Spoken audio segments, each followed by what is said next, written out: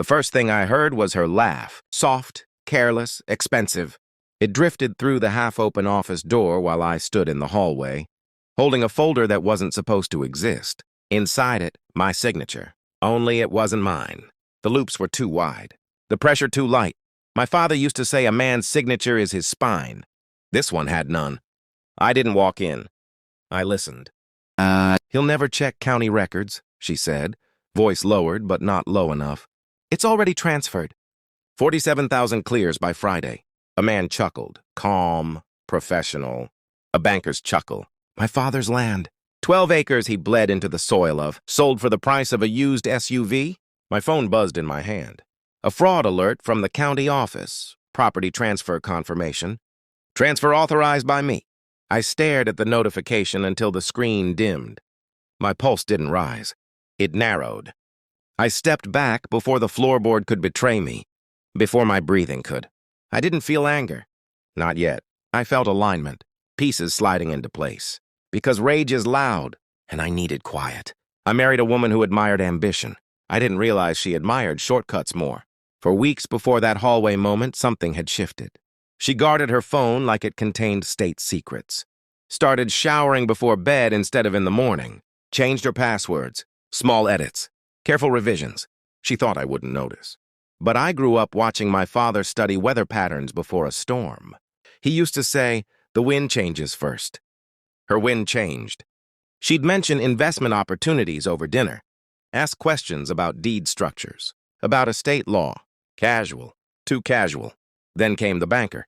Introduced at a fundraiser. Smiled with teeth too straight to be honest. He shook my hand and held eye contact 1 second too long. Pleasure, he said. I believed him. I just didn't know what kind. The paperwork surfaced 3 days later. Property transferred to an LLC I'd never heard of. Signed with my name. Notarized. Efficient. Clean. I confronted her that night softly. Did you move anything in our accounts? She didn't blink. No, why? The lie wasn't in her words. It was in the stillness. That deliberate calm she wore like perfume. I nodded, kissed her forehead, and began counting. I hired no lawyers. Not yet. I hired a forensic document examiner instead. Quiet woman. No questions asked. She studied the signature and smiled faintly. Good forgery, she said. But not good enough. I pulled phone records next. Cloud backups, bank logs. They'd been careful. But careful people get comfortable. Encrypted messages, a secondary email, wire transfers routed through his bank branch. $47,000. The amount insulted me more than the theft. That was the value of my father's land to her. $47,000. I recorded everything, every call, every whispered confession when she thought I was asleep. She didn't know the bedroom smoke detector was new. She didn't know it recorded. One night she lay beside me and whispered into her phone. He'll sign anything if I frame it right, she said softly. He trusts me. The banker laughed. Smart girl. I lay there, breathing evenly. Trust. That was the real theft. I let weeks pass, acted normal, cooked dinner, attended events, smiled in photos. Meanwhile, I contacted the local VFW hall under the guise of hosting a community financial awareness seminar. She loved public appearances. She loved applause. I invited the banker as guest speaker. Integrity in modern banking, the flyer read. She thought it was poetic. So did I.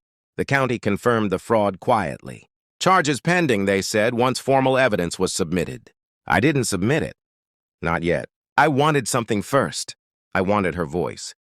2 nights before the event, I poured her wine and asked gently, Do you ever regret anything? She smiled lazily. Like what? Taking risks. She exhaled, amused. Risks pay off. You just have to know who you're playing. Who are you playing? I asked. She laughed. You, obviously. The room went very still. She thought it was flirtation. It wasn't. I reached into my pocket and tapped my phone screen once. Recording. 47,000 isn't much, she continued. But it was easy. You never even noticed. I held her gaze. I noticed. She didn't hear the difference. Not yet. The VFW hall was full. Veterans, business owners, a local reporter, and 2 men I'd quietly informed from the federal field office, just in case. The banker stood at the podium first, confident, polished. My wife sat front row, smiling at him like an accomplice in a shared joke. When he finished, I walked up slowly. "Before we close," I said into the microphone, "I'd like to discuss integrity." Polite applause. I connected my phone to the speaker system. She didn't understand until her own voice filled the hall. "I have 47,000 clears by Friday." Silence. Then, "He'll sign anything if I frame it right." Her face drained of color. The banker's hands froze mid-clap. I let it play. Every word, every laugh. The room felt smaller with each echo. I didn't look at her. I looked at him. Two agents stepped forward from the back wall before the final recording ended.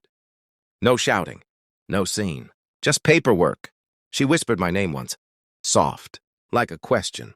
I didn't answer. Timing, after all, is everything. The land is back in my name. The charges are public record now. $47,000 cost her a marriage, a career, and whatever version of herself she thought was untouchable. People ask if it hurt. Of course it did. But pain is loud, and I learned to move quietly. My father used to walk the edge of that land at sunrise. Said it reminded him who he was. I walked it alone last week. Cold air, empty sky. Ownership restored. Trust gone. I don't hate her. Hate requires heat, and I am finished burning. She thought she was playing me. What she never understood. I was listening.